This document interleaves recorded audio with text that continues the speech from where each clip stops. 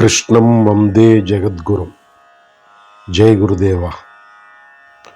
కర్మయోగాన్ని అంటే యోగపరమైన కర్మని, అంటే యజ్ఞపరమైన కర్మని, అంటే కర్తవ్యతా సంబంధ కర్మలని, అంటే వేదంలో చెప్పినటువంటి చెయ్యవలసిన పనులని, అంటే ధర్మబద్ధమైన పనులని, అంటే చెయ్యకూడని పనులను వదిలిపెట్టడం అని.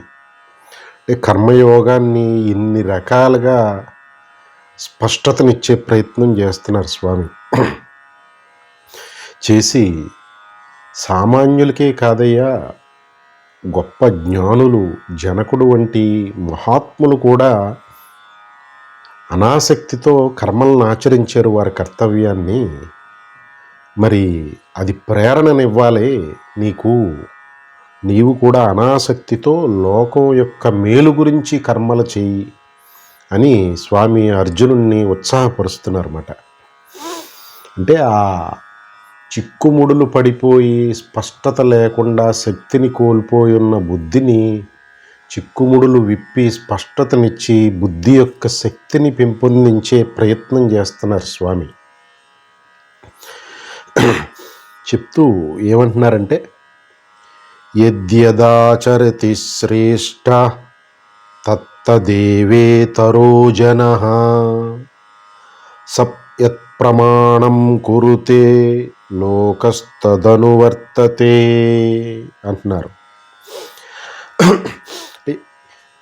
శ్రేష్ఠుడైన పురుషులు దేనిని ఆచరిస్తారో లోకంలో ఇతరులు కూడా దాని నుంచి ప్రేరణ పొంది దానిని ఆచరించే ప్రయత్నం చేస్తారు. అందుకని అటువంటి శ్రేష్ఠుడైన పురుషుడు దేనిని ఆచరించి ప్రమాణంగా ప్రతిష్ఠించాడో దానినే సామాన్య జనం ఆచరించే ప్రయత్నం చేస్తారు అని చెప్తున్నారన్నమాట. అంటే ఇంకొక కోణాన్ని తీసుకొస్తున్నారు స్వామి. అంటే జనకుడిది ఇప్పుడే చెప్పున్నారు. ఇది జనక మహారాజు అంతటి గొప్ప జ్ఞానస్థితిలో ఉండి కర్మను ఆచరించాడని చెప్పి దాన్నే జనరలైజ్ చేసి ఏం చెప్తున్నారంటే, శ్రేష్ఠుడైన వారు అంటే శ్రేష్ఠుడు అంటే స్వామి దృష్టిలో శ్రేష్ఠత్వం కేవలం జ్ఞానానుభవం ఉన్నవారు అని, లేదంటే ధర్మాచరణని ఆచరిస్తున్నవారు, యజ్ఞపరమైన కర్మలను ఆచరిస్తున్నవారు, జీవిత పరమలక్ష్యం ఆత్మజ్ఞానం, దాన్ని సాధించటమే నా పరమధ్యేయమని జ్ఞాన మార్గాన్ని అవలంబిస్తున్నవారు అని, లేదంటే కర్మ భక్తి ధ్యాన మార్గాల్లో ఉంటూ సాధనామయమైన జీవితాన్ని కొనసాగిస్తున్నవారు అని. అన్నిటికన్నా శ్రేష్టత్వం ఇక్కడ స్వామి దేన్ని సూచిస్తున్నారంటే, ఈ సాంఖ్యయోగాన్ని అవలంబించి జ్ఞాన మార్గాన్ని అవలంబించిన ఆ జీవిత పరమలక్ష్యమైన బ్రహ్మీ స్థితిని పొందడానికి దగ్గరగా ఉన్నా లేదా పొందినా సరే, అయినా సరే అటువంటి శ్రేష్ఠులు అయిన మహాత్ములు ఎవరైతే ఉంటారో వారు దేన్ని ఆచరిస్తారో అది లోకానికి ఆదర్శంగా నిలుస్తుంది, ప్రమాణంగా నిలుస్తుంది. వారు ఆచరించి ప్రతిష్ఠించిన ఆ ప్రమాణం ఆ బెంచ్ మార్క్ కింద లోకంలో నిలబడి లోకులందరికీ అది ప్రేరణనిస్తుంది. అందుకని లోకంలో జనులు దాని నుంచి ప్రేరణ పొంది దానిని ఆచరిస్తారు అని చెప్తున్నారన్నమాట. అంటే ఇక్కడ రెస్పాన్సిబిలిటీని సూచిస్తున్నారు స్వామి. ఒక ఉన్నతమైన లౌకికపరమైన జీవితంలో చూసుకున్న ఈ ఒక ఐశ్వర్యం, ధనం, అధికారం ఉన్న వాళ్ళ వెంబట మనుషులు సహజంగా వారిని ఫాలో అవటం, వారి అనుచరులుగా ఉండటం, వారు చెప్పింది ఆచరించటం, వారి పట్ల విధేయతను చూపటం, ఈ లౌకిక జీవితంలో భౌతికపరమైన మెటీరియలిస్టిక్ లైఫ్ని గడుపుతున్న ఏ విధమైన సాధనామయమైన కోణం లేని చోట కూడా జరుగుతుంది. మరి ఆధ్యాత్మిక జీవితంలో జరగకపోతే ఎలాగిది? సాధనామయమైన జీవితం గడుపుతున్న వారందరూ కూడా ఈ అనాదిగా ఉన్న గురు పరంపర మహాత్ముల అడుగుజాడల నుంచి ప్రేరణ పొంది ధరిస్తున్నారన్నమాట. అదే ఇక్కడ స్వామి సూచిస్తున్నారు. అంటే రెస్పాన్సిబిలిటీని, అకౌంటబిలిటీని రియలైజ్ చేసే ప్రయత్నం చేస్తున్నారు, ఎరుకుపరిచే ప్రయత్నం చేస్తున్నారు. ఇర్రెస్పాన్సిబుల్గా ఉండటానికి వీలు లేదు. ఇదంతా ఇంటిగ్రేటెడ్ సిస్టమ్. ఇంకా ఉన్నతంగా మాట్లాడుకుంటే ఏకాత్మ యొక్క దేహమే ఈ విశ్వం. అందులో ఉన్న సమస్త జీవులు, చేవ నుంచి మనుష్యుడి వరకు అన్నీ ఆ దేహంలోని అణువులే. అవి ఒకదానికొకటి సహకరించుకోవాలి. అజ్ఞానం మూలానే దేహ తాదాత్మ్యంతో అహంకారమై తాను వేరు అనుకుంటున్న జీవుడు విడివడి ఉన్నారు. కాబట్టి వారిని కూడా ఏకాత్మ భావన స్థితికి తీసుకురావటానికి స్వామి సూత్రప్రాయమైన సూచనలను అందించి ఒక ధర్మాన్ని విధించారన్నమాట. అదే సనాతన ధర్మం, అనాదిగా వస్తున్న ధర్మం అని. ఇదేదో లిస్ట్ ఆఫ్ థింగ్స్, ఒక పార్షియాలిటీ తోటి, నేరో మైండ్ తోటి ఈ ఏదో బెనిఫిట్స్ని సాధించేయాలని చెప్పి గ్రంథస్థం చేసింది ఏం కాదు. సనాతన ధర్మం అనే ఒక గ్రంథం ఏం లేదు. అనాదిగా మహాత్ములు వేదం నుంచి, ఉపనిషత్తు నుంచి, బ్రహ్మసూత్రాల నుంచి మహాత్ములు వారి అనుభవం, ఆచరణ ద్వారా, గురు పరంపర ద్వారా కొనసాగుతున్న జీవన విధానమే సనాతన ధర్మం. దాన్ని అదే ఆ అడుగుజాడలే, ఆ అనుభవాలే, ఆ గురువు ద్వారా పరంపరాగతంగా అందించిన విద్యయే సనాతన ధర్మం అన్నమాట. అందుకని ఇప్పటి మహాత్ముల ఆచరణ తదుపరి పరంపరాగతంగా తనని నమ్మి ఉన్న శిష్యుని, ఆపై ఆ శిష్యుని నమ్మి ఉన్న అతనిని అనుసరించే సాధకులు, వీరందరూ కూడా ఆ ఉన్నతమైన శ్రేష్ఠుడైన జ్ఞానులు ఆచరించే పనుల్ని ఒక బెంచ్ మార్క్గా, ఇది పరమావధిగా భావించి ప్రేరణ పొంది, ఓహో వీరు ఈ మార్గంలో ప్రయాణించారంటే ఇది తప్పనిసరిగా మేలును చేకూర్చే మార్గమే అని విశ్వసిస్తారు. ఎందుకంటే కేకారణ్యంలో దారి తప్పి ఉన్నాడు. ఆ బోయవాడు నా వెనక రండి, నేను గమ్యం చేరుస్తాను అని అంటే విశ్వాసంతో మారు పలకకుండా ఆ బోయవాడు వెళుతున్న దారిలో బోయవాడు ఏం బోధించక్కర్లా. ఆ బోయవాడు వెళ్ళిన దారిని పట్టిపోతే గమ్యం చేరిపోతాడు ఆ దారి తప్పిన బాటసారి. ఆ బోయవాడు ఆ క్రూర మృగాలు, లోయలు, గుట్టలు, ప్రమాదాలను తెచ్చిపెట్టే ఏ విషయాలని బారి నుంచైనా జాగ్రత్తగా దారి, మేలు చేసే దారిని చూపించి గమ్యం చేర్చడం తథ్యం. ఎందుకంటే అనుభవజ్ఞుడైన బోయవాడు, అణువణువు ఆ కేకారణ్యంలో తెలిసిన బోయవాడు. ఆ జంతువులు, ఇటు క్రూర మృగాలు కనపడినా వాటి నుంచి ఏ విధంగా వాటి బారిన పడకుండా ప్రయాణం కొనసాగించి గమ్యం చేరాలో తెలిసిన బోయవాడు. వాళ్ళనే స్వామి ఇక్కడ శ్రేష్ఠులు అంటున్నారన్నమాట. అంటే అనుభవజ్ఞులు అని, అంటే జ్ఞానులు అని, స్వస్వరూపానుభవం పొందినవారు అని. అంటే అందరూ సాధనలో పొందవలసిన స్థితి అది అని. అడుగడుగుని స్వామి యొక్క ఉద్దేశం గమ్యస్థానమైన బ్రహ్మనిష్ట స్థితిని సాధింపజేయటం, ఏకాత్మ భావనలో సుస్థిరను చేయటం. ఈలోపు అంతటి చైతన్య స్థాయి లేదు కాబట్టి ఏమీ లేదు అని అనకుండా ఉన్నదంతా, ఈ ప్రయాణం అంతా గమ్యం చేరటానికే ఈ ప్రయాణాన్ని యోగపరంగా గడుపు అని చెప్పి మైలురాళ్ళు క్షేమంగా దాటిస్తున్నారన్నమాట. అంటే ఈ ఉన్నత స్థితిలో శ్రేష్ఠుడై ఉన్న జ్ఞానులకు మీద ఉన్న రెస్పాన్సిబిలిటీని సూచిస్తున్నారు. వారు సాధించవలసింది, వారు చేయవలసిన పూర్ణకాములు అని చెప్పి వారు చేయవలసింది ఏం లేదు, వారు చేయటం వలన కానీ చేయకపోవటం వలన కానీ వారికి వచ్చే లాభం ఏం లేదు, వారికి ఏ కర్తవ్యం లేదని చెప్పిన స్వామి మళ్ళీ ఎంత అలర్ట్ చేస్తున్నారంటే, అనుభవం లేని జ్ఞానం ఇందాక స్వామి చెప్పిన ఏ కర్తవ్యం లేదనే మాట ద్వారా పెడదోవ పట్టించేసే ప్రమాదం ఉంది. అదే లోకంలో అనుభవం లేని అచల సాంప్రదాయం అని కొన్ని మార్గాలు బయలుదేరి విపరీతమైన చర్యలు చేస్తూ కనపడుతూ ఉంటాయి. కొన్ని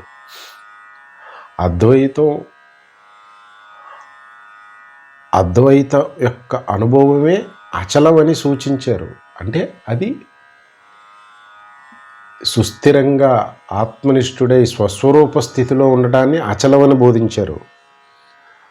ఈ స్వామి ఇందాక చెప్పిన వారికి ఏ కర్తవ్యం లేదు, వారు ఏం చేసినా వారికి ఏమీ అంటదు అనే దానికి అనుభవం లేక జ్ఞానం ఉంది, కానీ అది అనుభవానికి రాక ఆ ఏకాత్మ స్థితి అచల స్థితిని ఎలా సమన్వయం చేసుకోవాలో తెలియక దానిని విపరీత చర్యలు చేస్తూ తిరుగుతున్న కొన్ని సాంప్రదాయాలు ఉన్నాయి. అవన్నీ 100వ మెట్టు ఎక్కి జారిపడిపోయిన స్థితులు వంటివి. అందుకనే స్వామి అడుగడుగుని ఏమీ లేదు, ఉన్నది ఒక్కటే, నీవదే అనే బోధతో మొదలు పెట్టలేదు స్వామి. ఆ స్థితిని సాంఖ్యయోగంలో సూచించి వెంటనే మళ్ళీ నీకు చెప్పిన జ్ఞానాన్ని సాంఖ్యయోగ పరంగా జ్ఞానం పరంగా చెప్పాను, దాన్ని వెంటనే కర్మకు షిఫ్ట్ చేసేసారు. అర్జునుడి యొక్క మనస్సుని వెంటనే కర్మయోగాన్ని మొదలు పెట్టేశారన్నమాట.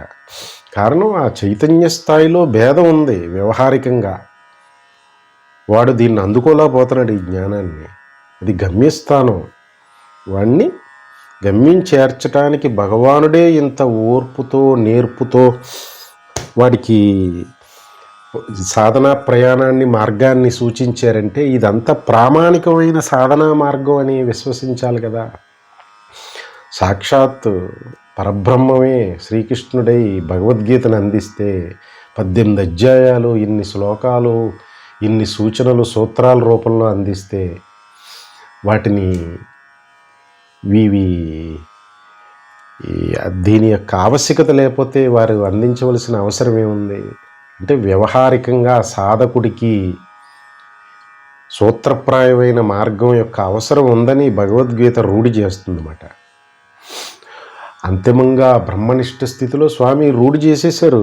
ఏమీ లేదు అటువంటి బ్రహ్మనిష్ఠుడికి చేయవలసింది చేయకూడదు. కానీ వారు కూడా వారి మీద కొండంత రెస్పాన్సిబిలిటీని పెట్టేశారు. మళ్ళీ ఇక్కడ వారు కూడా ఇష్టారీతిని సంచరించరు. వారు ఉన్న బ్రహ్మీ స్థితిని, అచల స్థితిని ఇష్టారీతిని వ్యవహరిస్తూ సంచరించరు. అటువంటి మహాత్ములు, జ్ఞానులు చాలా రెస్పాన్సిబుల్గా వ్యవహరిస్తారు. కారణం ఈ వెనకాల ఈ జ్ఞానుల్ని నమ్ముకుని, ఆ బోయేవాడిని నమ్ముకుని కేకారణ్యంలో బాటసారి ఉన్నాడు. ఈ బోయేవాడు పిచ్చచేష్టలు చేస్తే బాటసారి లోయలోనో ఏ జంతువుపాలో అయిపోతాడు. అందుకని అటువంటి జ్ఞానులు యొక్క స్థితి బ్రహ్మీ స్థితి, ఏకాత్మ స్థితి, అనుభవైక స్థితి. వారు కూడా లోకక్షేమం దృష్ట్యా, సాధకుల యొక్క సాధనా మార్గ ప్రయాణం దృష్ట్యా వారు వీరిని అనుసరించి ఆచరించి ఈ జ్ఞానులు మహాత్ములు చేసిన కర్మల్నే ప్రామాణికంగా భావించి అదొక బెంచ్ మార్క్ కింద దాన్ని విశ్వసించి వాటిని ఆచరిస్తారు లోకంలో. అందుకని ఇటువంటి జ్ఞానశ్రేష్ఠులు చాలా రెస్పాన్సిబుల్గా కర్మల్ని నిర్వహిస్తూ ఉంటారు, జనకుల్లాగా అన్నమాట అని స్వామి చాలా సుస్పష్టంగా, ఏ విధమైన క్రిప్టిక్ అస్పష్టతగా చెప్పకుండా సుస్పష్టంగా చెప్తున్నారన్నమాట. ప్రమాణం అంటున్నారన్నమాట. అంటే ఎంతటి రెస్పాన్సిబిలిటీ పెట్టేశారు. నా వెనకాల ఒక బాటసారి వస్తున్నాడు. నాకు ఇందులో ఈ లోయని ఒక గంతు గెంతి దాటేసే అనుభవం నాకుంది. ఈ బాటసారికి లేదు. ఆ కొండని చాలా షార్ట్కట్ రూట్లో ఎక్కేసే అనుభవం నాకుంది. నాకున్న దేహదారుఢ్యం దృష్ట్యా ఆ బోయేవాడికి. కానీ వెనక ఇతన్ని అనుసరిస్తున్న బాటసారికి అంతటి దేహదారుఢ్యం లేదు. ఆ కొండని ఒక్క పెట్టుని షార్ట్కట్లో ఎక్కేసే శక్తి. అందుకని ఆ బాటసారి యొక్క క్షేమం దృష్ట్యా ఆ బోయేవాడు ఎంత బలిష్ఠుడైనా, ఎంత తెలివితేటలైనా ఉన్నవాడైనా, అణువణువు అడవిలో తెలిసిన వాడైనా, ఆ జంతువులను మచ్చిక చేసుకుని ఉన్నవాడైనా సరే, ఆ సాధకుడు దృష్ట్యా అతని ప్రయాణాన్ని ఆ సాధకుడికి అనుగుణంగా కొనసాగిస్తాడనమాట. అంటే ఆ సాధకుడు యొక్క శ్రేయస్సే ఈ బోయేవాడు తన శ్రేయస్సుగా సాధకుడు లేదా అడవిలో దారి తప్పిన బాటసారి యొక్క శ్రేయస్సు దృష్ట్యానే బోయేవాడు నడుచుకుంటాడు. వీడు ఏ విధంగా అయినా ఒక్క పెట్టున దూకి కొండగుట్టలు దాటేసి అడవిలోంచి బయటపడిపోయే నేర్పు ఉంది ఈ బోయేవాడికి. వాడు అలా ప్రయాణం చేయకూడదు, చెయ్యడు, వాడే జ్ఞానశ్రేష్ఠుడు అని చెప్పి వాడికి ఉండే రెస్పాన్సిబిలిటీని, వాడికి విధించుకునే నియమాలు, కట్టుబాట్లని స్వామి సూచిస్తున్నారన్నమాట ఇక్కడ. ఇది జ్ఞాన మార్గ పరంగా, సాధనా పరంగా ఈ జ్ఞానులు, మహాత్ములు ఎంత రెస్పాన్సిబుల్గా వ్యవహరిస్తారో. ఎందుకంటే వారు చేసే పనులు సాధకులు ప్రమాణంగా భావించి వాటిని ఆచరించి తరించటానికి పరితపంతో ఉంటారని కోణం చెప్పుకుంటే, మరి లౌకిక పరంగా కూడా స్వామి సమన్వయం చేసే ప్రయత్నం చేస్తున్నారు. ఇంకా ఇక్కడ వారి కోణాన్ని సమన్వయం చేసుకుంటే ఇంకా సాధనా మార్గంలోకి అడుగు పెట్టలా. ఇందాక స్వామి వీరిని కఠినంగా సంబోధించారు.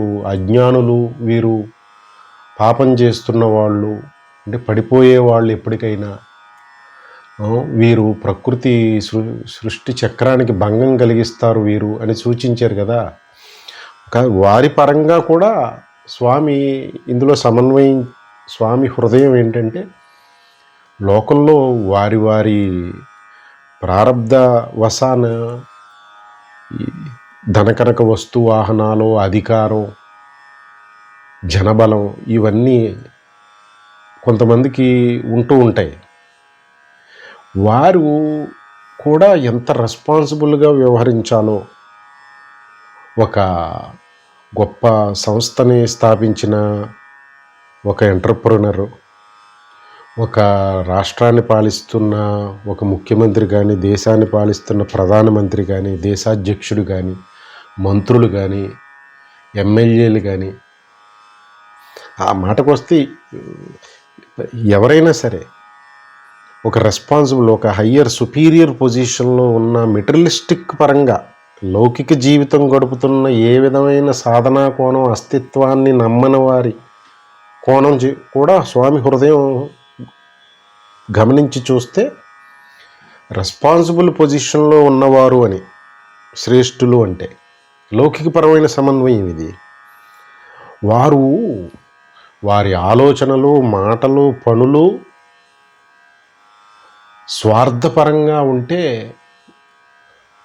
వారిని చూసి ఆ రాజ్యాన్ని పాలించే రాజు ఇంద్రియ నిగ్రహం, మనోనిగ్రహం లేకుండా ప్రజల క్షేమం దృష్ట్యా నిర్ణయాలు తీసుకోకుండా కొన్ని తరాలకి మేలు చేసే ఆలోచనలు, స్ట్రాటజీసు, ప్లానింగు, పనులు చేయకుండా తాత్కాలికమైన తన స్వార్థ ప్రయోజనమైన, తన కుటుంబ స్వార్థ ప్రయోజనమైన నిర్ణయాలు చేసి ఇష్టారీతిని వ్యవహరిస్తే ఆ రాజ్యం ఏమైపోతుంది?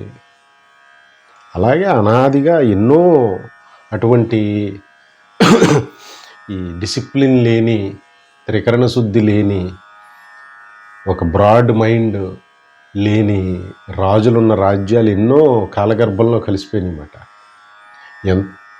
అంటే ఇక్కడ అటువంటి ఒక గొప్ప పొజిషన్, ధనం, అధికారం, ఒక సుపీరియర్ పొజిషన్లో ఎవరికన్నా అటువంటి ఐశ్వర్యం లభించిందంటే, ఒక అధికారం లభించిందంటే, వారు ఎంతో రెస్పాన్సిబుల్గా వ్యవహరించాలి అని ఒక రెస్పాన్సిబిలిటీ, ఒక need of broad mind with sense of empathy, ఒక సత్య, ధర్మ, శాంతి, ప్రేమ, అహింస కోణం ఉంటూ, ఇంద్రియ మనోనిగ్రహంతో ఉంటూ, తన కర్తవ్యాన్ని భగవత్కార్యం పక్కన పెట్టేస్తే మనం లౌకిక జీవుల విషయం చెప్పుకుంటున్నాం కాబట్టి, వారు ఆచరించే పనులు వారి ఉన్న పదవి, హోదా, దానికి ఉన్న అధికారాలను దుర్వినియోగం చేయకుండా రెస్పాన్సిబుల్గా వ్యవహరించాలి. ఎందుకంటే వారి వెనకాల వారిని చూసి దాన్ని ఒక బెంచ్ మార్క్ కింద భావించి దాన్నే ఆచరిస్తారు ప్రజలు. రాజు ఏ విధంగా నడుచుకుంటే రాజ్యంలోని ప్రజలు కూడా దాన్నే నడుచుకుంటారు. రాజే చేశాడు కదా, నేను చేస్తే తప్పేంటి? రాజుగారు ధర్మాన్ని ఆచరించారు, మనం ఆచరించకపోతే ఎలాగా? అలాగా అంతటి ఇన్స్పిరేషన్ ఇస్తుంది అటువంటి ఉన్నతమైన పదవుల్లో ఉన్న వారి ఆలోచనలు, మాటలు, పనులు.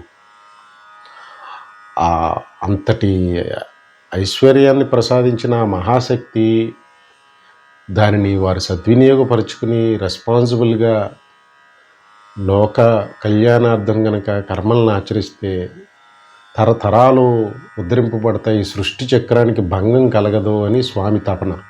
అంటే రెస్పాన్సిబిలిటీని సూచిస్తున్నారు ఇక్కడ. ఏ విధమైన ఉన్నత స్థితిలో ఉన్న స్వామి ఉద్దేశం ఎప్పుడూ జ్ఞానపరమైన హృదయమే, కానీ దాన్ని లౌకిక జీవితానికి కూడా అన్వయించి స్వామి సమన్వయం చేసి చెప్తూ ఉంటారు. ఈ ఒక చతురస్రం తీసుకుని 4 క్వాడ్రంట్స్ కింద విభజిస్తే, ఫస్ట్ క్వాడ్రంట్ లౌకిక జీవులు అని అనుకుంటే, రెండో క్వాడ్రంట్ సాధక జీవులు అనుకుంటే, మూడో క్వాడ్రంట్ జ్ఞానులు అయితే, 4వ క్వాడ్రంట్ బ్రహ్మనిష్ఠులు, అనుభవ జ్ఞానులు అని. ఈ 4 కోణాల్లోనూ నాలుగో డైమెన్షన్ బ్రహ్మనిష్ఠులు, అనుభవ జ్ఞానులు స్వామి స్థితి. అది వారికి బోధ ఏమీ లేదు. వారి పరంగా చూసుకున్న స్వామి ఏం సూచిస్తున్నారు? అది జనకుడి స్థితి ఆ 4వ క్వాడ్రంటే, 4th క్వాడ్రంటే. జనకుడే అనాసక్తితో కర్మలను ఆచరించాడయ్యా లోక కళ్యాణార్థం. 4వ క్వాడ్రంట్లో ఉన్న జనకుడు బ్రహ్మనిష్ఠుడు ఆచరించాడు అని చెప్తున్నారన్నమాట. ఇంక 3వ క్వాడ్రంట్లో జ్ఞానులు, వారు శ్రేష్ఠులే, అనుభవ జ్ఞానం లేదు, కానీ చాలా వరకు దగ్గరికి వెళ్ళిన ఈ సాంఖ్యయోగులు వేరు, జ్ఞాన మార్గాన్ని అవలంబిస్తున్నవారు, వారు శ్రేష్ఠులే. వారు కూడా వారు ఎంత రెస్పాన్సిబుల్గా వారు ఆచరించే సాధనా మార్గాలు, వారు ఆచరించే యజ్ఞ యాగాది తపకర్మలన్నీ కూడా సాధకులు వారిని అనుసరిస్తున్నవారు ఆ బోయవాడిని అనుసరిస్తున్నట్టుగా విశ్వాసంతో అనుసరిస్తారు. అందుకని వారు చాలా అప్రమత్తంగా, జాగ్రత్తగా, జాగరూకతతో ఆలోచనలు, మాటలు చేయాలని. ఇంకా ఇది 3వ క్వాడ్రంట్ జ్ఞానులు. 2వ క్వాడ్రంట్లో సాధకులు. వీరినే దృష్టి, స్వామి తపనంతా ఈ 2వ క్వాడ్రంట్లో ఉన్న సాధకులకే ప్రధానంగా. ఎందుకంటే వీరే జీవిత లక్ష్యం ఏంటి అని అర్జునుడిలాగా పరితపన పడుతూ శరణాగతి చేసి, నీవే దిక్కు తండ్రి, మార్గం చూపించని బాధపడుతున్నవారు. వీరికే గురువు యొక్క ఆవశ్యకత. వీరికి అనాదిగా గురు పరంపర కొనసాగుతానికి కారణం ఇటువంటి ఆవు దూడల యొక్క ఆకలే. పొదుగు, ఈ దూడ ఈ ఆవు యొక్క పొదుగును గుద్దితే ఆవు కరుణతో పాలన చిందించినట్టుగా అనాదిగా ఇటువంటి సాధకుల యొక్క జిజ్ఞాసే, పరితపనే వారి యొక్క అలజడే గురుస్థానాన్ని వహించేలాగా ఆ ఏకాత్మని చేసి కదిలించి అనాదిగా ఈ అమృతతుల్యమైన సాధనా మార్గం ఉపనిషత్ జ్ఞానం అంతా పొంగి పొరలుతుందన్నమాట. ఒక మహాత్ముడు జాకీర్ హుస్సేన్ తబలా విద్వాంసకారుడు, వారు చెప్పిన మాట ఆశ్చర్యకరంగా ఉంటుంది. గురువు ఎప్పుడూ బోధించరు, శిష్యుడే దాని నుంచి స్వీకరిస్తాడు గురువు నుంచి అని అన్నారన్నమాట. ఎంతటి లోతైన హృదయం అంటే అది. ఇటువంటి శ్రేష్ఠులు సంగీతాన్ని ఆధారంగా చేసుకుని ఆ జ్ఞానాన్ని సాధించిన వారు వీరు. త్యాగరాజు, అన్నమయ్య వీరంతా సంగీతాన్ని కర్మ, భక్తి, ధ్యాన అనేవి మార్గాలు అనుకుంటే సాధనకి యోగులని వీరిని ప్రస్తావించారు కదా స్వామి ఇంతకు ముందు. అలాగే సంగీత సాధన ద్వారా గమ్యాన్ని సాధించే మార్గం మాటిది వారిది. అన్ని దారులు, అన్ని నదుల యొక్క ప్రయాణం సముద్రం వైపే. సంగీత సాధన ద్వారా ఆ జ్ఞాన మార్గం యొక్క వైపు ప్రయాణించిన వారు వీరందరూ. వారు అన్నమాట, ఈ గురువు ఎప్పుడూ బోధించరు, శిష్యుడు స్వీకరించాల్సిందే. తను ఎంత రాబట్టుకోవాలో అంత రాబట్టుకోవాల్సిందే అని.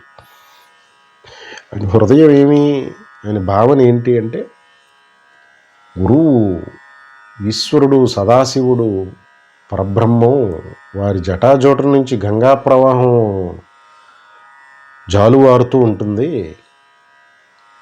ఆ గంగా ప్రవాహం దగ్గరికి వెళ్ళి నీవు గ్లాస్తో తీసుకుంటే గ్లాసుడు నీళ్ళు, ఈ బకెట్తో తీసుకుంటే బకెట్ నీళ్ళు, లేదు ఒక ట్రక్ ఫుల్ ఆఫ్ వాటర్ తీసుకెళ్తే ట్రక్ ఫుల్ ఆఫ్ వాటరు. అది నువ్వు ఎంత రాబట్టుకుంటావో అనేది గంగాజలం అది ఎప్పుడు ప్రవహిస్తూనే ఉంది. దానికి ఎవరి పట్ల పక్షపాతం కానీ వీరికి ఎంత ఇవ్వాలి వీరికి ఎంత ఇవ్వాలనే ఉద్దేశం లేదు. కానీ తీసుకునేవాడి యొక్క అవసరము శక్తి మీదే ఆధారపడి ఉంటుంది.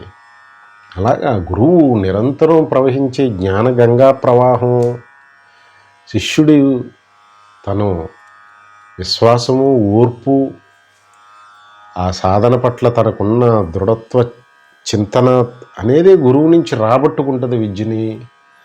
అది ఆవు పాలు పొంగి పొరలి ఇస్తూనే ఉంటుంది, దూడ ఎంత తాగితే అంత అని అన్నారన్నమాట జాకీర్ హుస్సేన్. మహాత్ములు వీరు.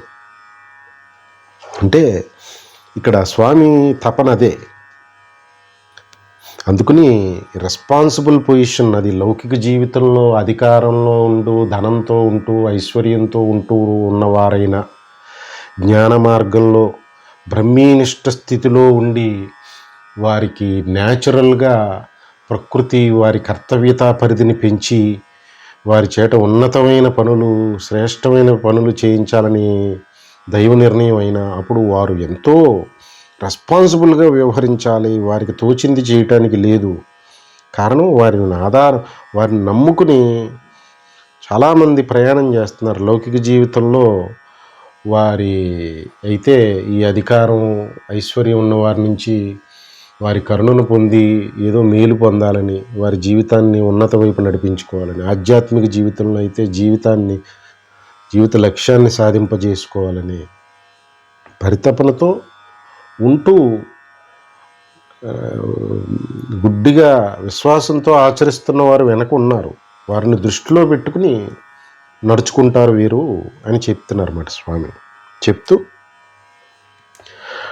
మేమ పార్థాస్తి కర్తవ్యం త్రిషు లోకేషు కించన నానవాస్తమవాప్తవ్యం వర్త ఏవ చ కర్మణి.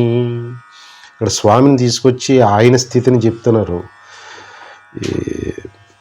అంటే స్వామి ఆశ్చర్యకరమైన విషయాన్ని ఏమంటున్నారంటే, ఈ ముల్లోకాలలో నాకు కర్తవ్యం అనేదే లేదు. అలాగే నేను పొందవలసిన వస్తువు ఏదీ లేదు. నేను అంటే దాన్ని ఇంకో రకం, నేను పొందనిది ఏదీ లేదు ఈ లోకంలో, సమస్తం నా ఐశ్వర్యమే అని సూచిస్తూ, అయినా నేను కర్మల్ని ఆచరిస్తూనే ఉంటాను, కర్మ ఎందే ప్రవర్తిస్తూ ఉంటాను అని స్వామి ఆయన పరబ్రహ్మం భగవానుడు శ్రీకృష్ణుడు ఇక్కడ నోటితో చెప్పారు, ఆయన జీవితం అంతా ఆచరించి చూపించారన్నమాట.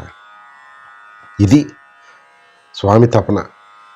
ఇంకా స్పష్టతనివ్వటానికి ఆయనకి తృప్తి లేకేమో ఆయన్నే పెట్టుకున్నారు ముందు. జ్ఞానులని, శ్రేష్ఠులని, మహాత్ములు, వారు జనకుడని ఇన్ని చెప్పి ఆఖరికి ఇలా కాదు అని అర్జునుడికి, జీవులకి, సాధకులకి విశ్వాసం కలిగించటానికి ఆయన్నే పెట్టుకున్నారు. ఆయనకంటే ప్రామాణికమే ఉంటుంది. అంటే అందుకు స్వామి నా ముల్లోకాల్లోనూ నాకు ఏ కర్తవ్యం లేదు, నేను చేయవలసింది, నేను ఇందాక జ్ఞానులకి అదే చెప్పారు, ఇటువంటి మహాత్ములకి జ్ఞానులకి వారు కర్తవ్యమే లేదు, వారు చేసినా చేయకపోయినా వచ్చే ప్రయోజనం ఏం లేదన్నారు. దాన్ని ఇప్పుడు ఆయనకి అన్వయించి చెప్తున్నారు. అంటే వారి మీద వీరి మీద చెప్తే విశ్వాసం కుదరదేమో అని. మరి సాక్షాత్ భగవంతుడు వేదాలకి పుట్టుక స్థానం, యజ్ఞస్వరూపం, ఇన్ని రకాలుగా చెప్పి ఆఖరికి ఆయన్నే పెట్టుకున్నారన్నమాట ముందు. 3 లోకాన్ని సమన్వయించారు ఇక్కడ. అంటే కాస్త ఆధ్యాత్మిక భక్తి సాధనా మార్గంలో, భక్తి మార్గంలో భూలోకం, స్వర్గలోకం, నరకలోకం, ఇంకా చాలా లోకాలు ప్రస్తావిస్తారు. ఈ 3 లోకాల్లోనూ కూడా నాకు ఏ విధమైన పని లేదు, కర్తవ్యం లేదు నాకు అని సూచించటంలో స్వామి భావన ఏంటంటే, ఈ 4వ క్వాడ్రంట్లో ఉన్న బ్రహ్మనిష్ఠుల స్థితి, ఈ భగవానుడి స్థితి, ఏకాత్మ స్థితి, అది అక్కడ 2 లేని స్థితి. వారికి ఈ వ్యవహారికమైన సాధనాపరమైన సమన్వయాల్లో ఈ లోకాలు, ఈ కర్మలు, ఈ కర్తవ్యాలు ఇన్ని సూచించిన సాధకుడు చైతన్య స్థాయిని పెంపొందింపజేయటానికి వారున్న ఏకాత్మ అద్వైత అనుభవైక స్థితిలో వారి దేహం ఉన్నదొక్కటే. ఇంక వారికి పనే ఉంటుంది, నిరంతరం తనలో తానుగా రమిస్తూ ఉండే స్థితి, 4వ క్వాడ్రంట్ బ్రహ్మనిష్ట స్థితి. దానిని సూచిస్తున్నారు. 4వ క్వాడ్రంట్లో ఉన్నానని చెప్తున్నారు స్వామి చెప్పకనే. చెప్పి అలాగే ఈ 3 లోకాల్లో నా కర్తవ్యం ఏం లేదని చెప్పి, నేను పొందవలసింది కానీ, నేను ఇప్పుడు వరకు పొందనది కానీ ఏమీ లేదు, అయినా సరే నేను కర్మల్లోనే ప్రవర్తిస్తూ ఉంటాను అని. ఎంతటి రెస్పాన్సిబిలిటీ పెట్టేశారు స్వామి. అంటే ఇక్కడ బ్రహ్మనిష్ట స్థితిలో ఉండి మాట్లాడుతున్నారు అన్నమాట. 4వ క్వాడ్రంట్ అనుభవైక స్థితిలో అయినా సరే కర్మలను ఆచరిస్తాను అని 4వ క్వాడ్రంట్ బ్రహ్మనిష్ట బ్రహ్మీ స్థితిలో ఉండి కర్మలను ఆచరిస్తాను అంటే, లోకంలో ఇంతటి విశ్వాన్ని, ఇంత విచిత్రమైన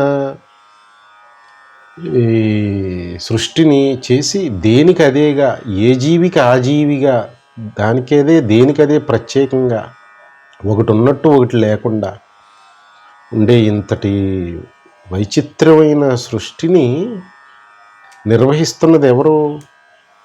అది ఆ క్వాడ్రంట్లో, ఆ స్థితిలో తన విశ్వదేహాన్ని నిర్వర్తింప చేసుకుంటున్నారు స్వామి.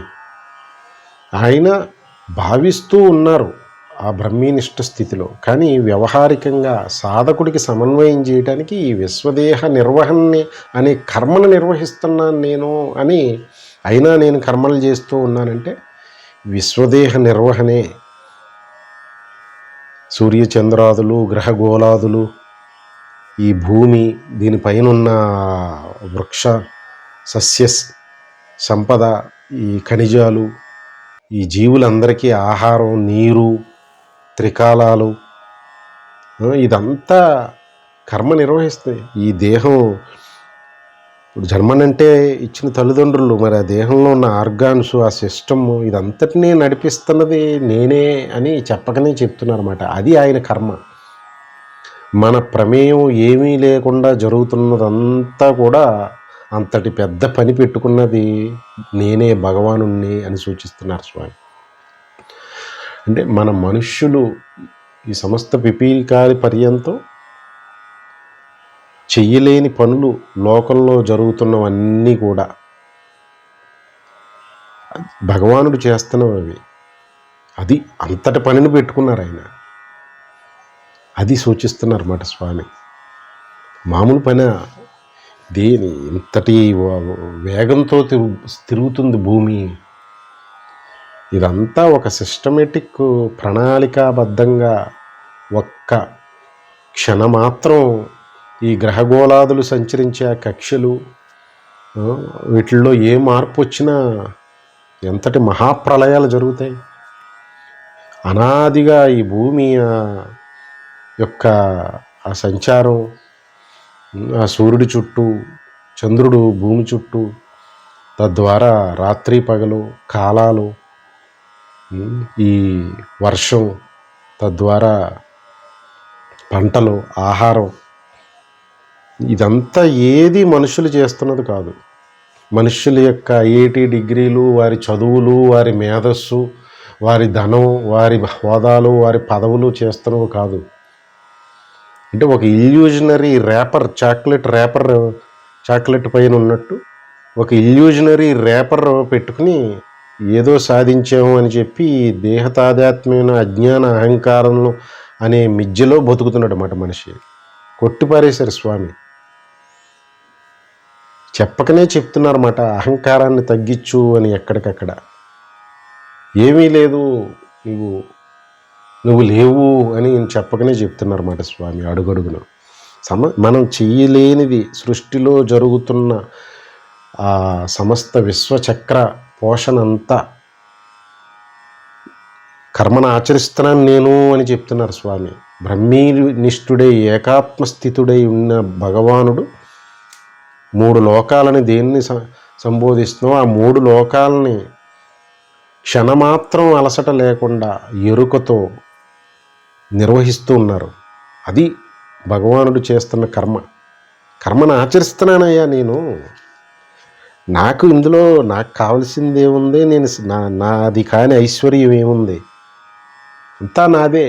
నాకు కర్మలతో పనే ఉంది.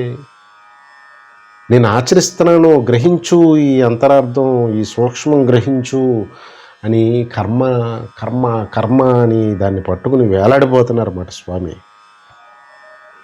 అంటే స్వామి బ్రహ్మనిష్ఠుడైన ఏకాత్ముడైన నేను ఈ విశ్వదేహాన్ని నేను పోషించుకుంటూ ఉండే జగత్కార్యం నిర్వహిస్తున్న కర్మని, మహాకర్మను నిర్వహిస్తున్నాను నేను అని చెప్పి బ్రహ్మనిష్ఠులో ఉన్న జ్ఞానులు, సాధనా మార్గంలో ఉన్న జ్ఞానులు, కర్మభక్తి ధ్యానాన్ని ఆచరిస్తున్న యోగులు, లౌకిక జీవులు అందరూ కూడా కర్తవ్యతా సంబంధ అనాసక్తితో కూడుకుని లోక కళ్యాణ సంబంధ వారి వారి విధులను నిర్వహించవలసిన ఆవశ్యకతని సూచిస్తున్నారు. ఎవరు ఏ ఒక్కరు తన యొక్క పనిని, తన కర్తవ్యాన్ని నిర్వహించకపోయినా సృష్టిలో అలజడి ఏదో మూలని జరుగుతుంది. అది భగవానుడికి మనం కలగజేసే అలజడి. ఎందుకంటే ఆయన యొక్క విశ్వదేహంలో మనం ఒక అణుమాత్రం. ఆ అణువుకి కొన్ని కర్తవ్యాలు ఉన్నాయి.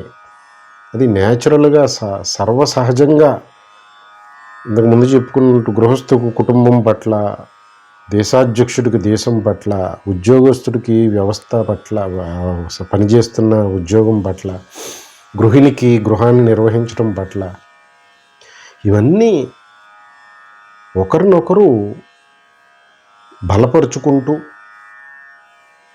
సహకారాన్ని అందించుకుంటూ వృద్ధి పొందండి యజ్ఞం చేసి అని అన్నారన్నమాట. అంటే ఈ ఇంటిగ్రేటెడ్ భగవానుడి విశ్వదేహంలో ఆ అణువులన్నీ ఒకదాన్నొకటి రక్షించుకుంటూ సహకరించుకుంటూ బలోపేతం చేసుకుంటూ ఆ భగవానుడి యొక్క ఏకాత్మ హృదయస్థానాన్ని చేరాలి అని స్వామి హృదయం. ఆ కర్తవ్య నిర్వహణలో ఏ ఒక్కరి దగ్గర లోపం జరిగినా, అది బ్రహ్మనిష్ఠుడి దగ్గరైనా, జ్ఞాని దగ్గరైనా, భక్తి ధ్యాన యోగుల దగ్గరైనా, లౌకిక జీవితం గడుపుతున్న అజ్ఞానమయమైన వారి దగ్గరైనా, అది భగవానుడి దేహంలో ఆ దేహానికి వచ్చిన అనారోగ్యం అవుతుంది. అది విశ్వదేహానికి జరిగే అనారోగ్యం. ఎందుకంటే ఒక చెడు కణం, తెల్ల రక్త కణాలు ఏ విధంగా చెడు క్రిముల పట్ల నిరంతరం రక్షణ కవచంలా ఉంటాయో, ఆ ఇమ్యూనిటీ సిస్టమ్ వీక్ అయితే ఈ సూక్ష్మజీవులు, బ్యాక్టీరియా, చెడు దేహానికి హాని కలిగించేవి ఎలా ఉంటాయో, ఇక్కడ ఎలా సమన్వయం చేసుకోవాలంటే కర్తవ్యాన్ని స్వామి సూచించిన పరంగా వారి వారి కర్తవ్యాన్ని, అందరికీ ఒకటే ధర్మం లేదు. ఇక్కడ ధర్మం మారిపోతుంది దేశకాలాలకు అనుగుణంగా. బ్రహ్మచారి ధర్మం వేరు, గృహస్థు ధర్మం వేరు, వానప్రస్థు ధర్మం వేరు, సన్యాసి ధర్మం వేరు, ఈ దేశాధ్యక్షుని ధర్మం వేరు, రాష్ట్రాధ్యక్షుని ధర్మం వేరు, ఒక ఇంటిని నిర్వహించేవాని ధర్మం వేరు. అంటే ఎక్కడికి వారి పరిధిలో వారికి ఉన్న కర్తవ్యమే, అదే స్వధర్మం. మనది కాని పనిని నెత్తినెత్తుకుని పనికిమాలిన పనుల్లో పడి పాడవమని కాదు ఇక్కడ స్వామి. వారి వారి ధర్మం, స్వధర్మం విశ్వాసంతో నిర్వహిస్తే అవి దేహంలోని మంచి కణాలు, దేహానికి క్షేమాన్ని చేకూర్చి బలాన్ని చేకూర్చే కణాలు. ఈ కర్తవ్యాన్ని నిర్వహించకుండా స్వామి సూచించిన మనోభావనతో కనుక కర్మ చేయని వారందరూ చెడు కణాల దేహంలో, అవి దేహానికి హాని చేస్తున్నాయి. అంటే అజ్ఞానంతో ఇంకా ఉన్నతంగా సమన్వయం చేసుకుంటే స్వామి విశ్వదేహంలో మనం కణాలమైతే, అజ్ఞానంతో దేహ తాదాత్మ్యంతో ఉన్న జీవులన్నీ స్వామి దేహాన్ని బాధిస్తున్న కణాలయ్యి.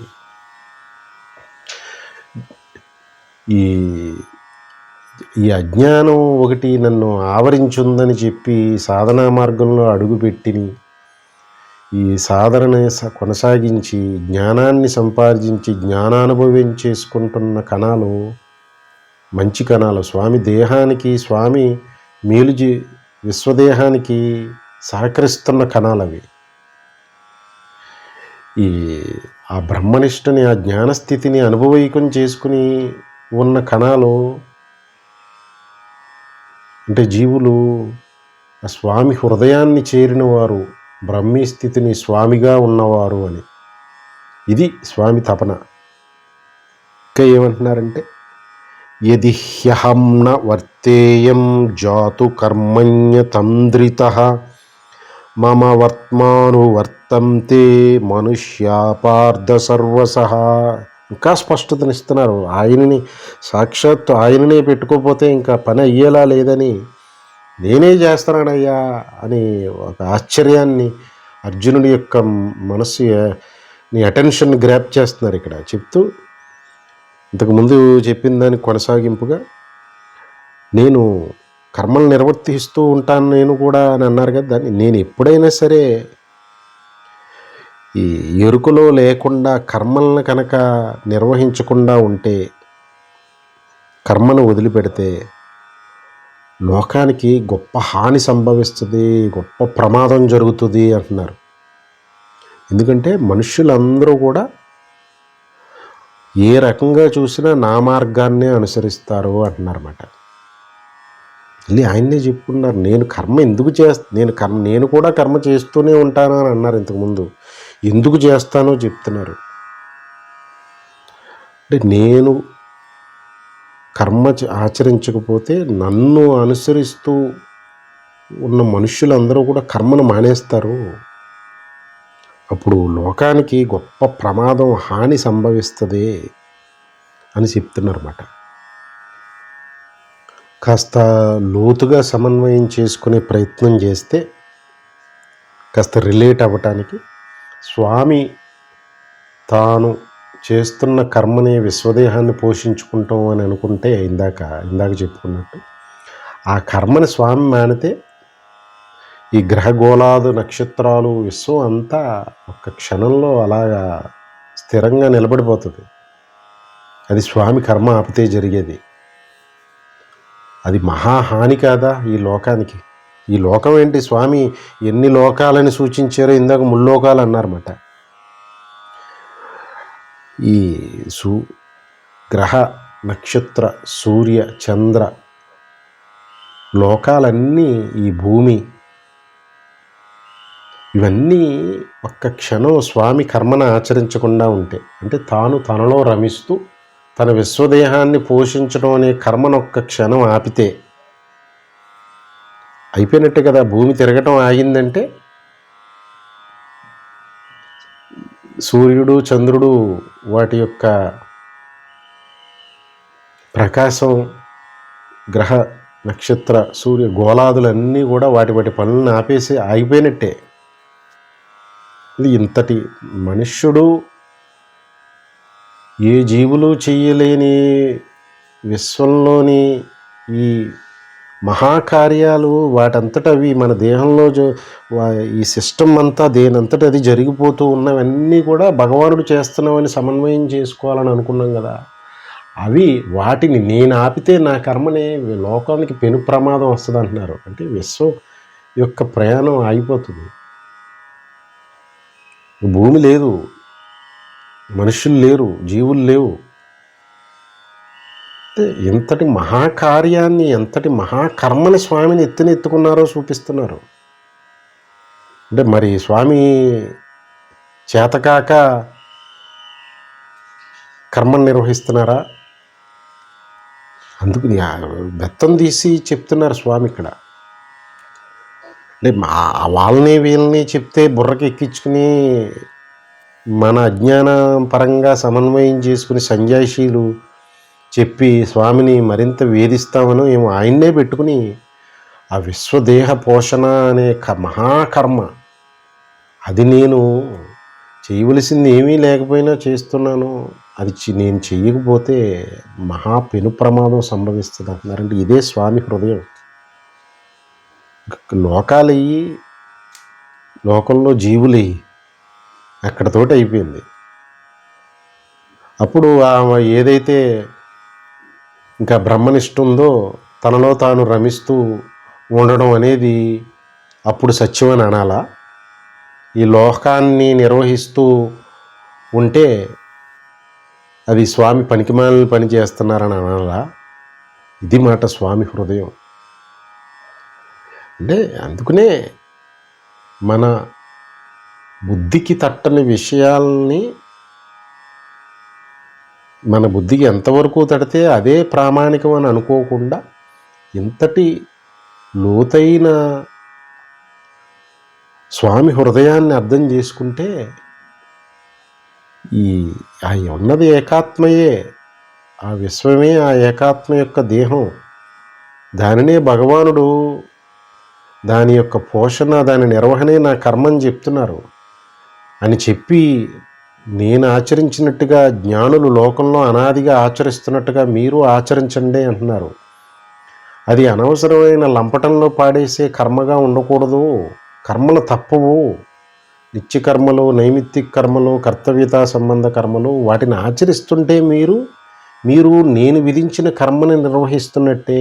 నా దేహంలో భాగమైన మీరు నా దేహానికి మేలు చేస్తున్నట్టు, లేకపోతే నా దేహానికి హాని చేస్తున్నట్టు అని స్వామి బాధపడుతున్నారు ఇక్కడ. స్వామి ఒక్క క్షణం కర్మను ఆపితే విశ్వం వినాశనం ఎలా జరుగుతుందో అలాగే ఎవరి కర్తవ్యాన్ని వారు నిర్వహించకపోతే వారి కుటుంబాల్లో వినాశనం జరుగుతుంది. రాష్ట్రాన్ని పాలించే, దేశాన్ని పాలించే గ్రామ పాలించే ఈ నాయకులు వారి వారి కర్తవ్యాన్ని భగవంతుడు సూచించినట్టుగా అనాసక్తితో లోక కళ్యాణార్థం నిర్వహించకపోతే వినాశనం జరుగుతుంది. ఆ వినాశనం జరుగుతుంది కర్తవ్యం నిర్వహించకపోతే. కర్తవ్యమే భగవత్ కార్యం. మనం మన పరిధిలో మనకు విధించిన కర్తవ్యాన్ని అనాసక్తితో నిర్వహించటమే యజ్ఞపరమైన జీవితం. అది బంధించే కర్మ కాదయ్యా, నువ్వు నేను నీకు అప్పచెప్పిన పనిని చేస్తున్నట్టు అని భరోసా ఇస్తున్నారు స్వామి. ఇంకా కర్మ పట్ల ఏ విధమైన భయాన్ని ఉంచట్లేదు, సమూలంగా నిర్మూలించేయటానికి. కర్మ అంటే భయపడద్దు.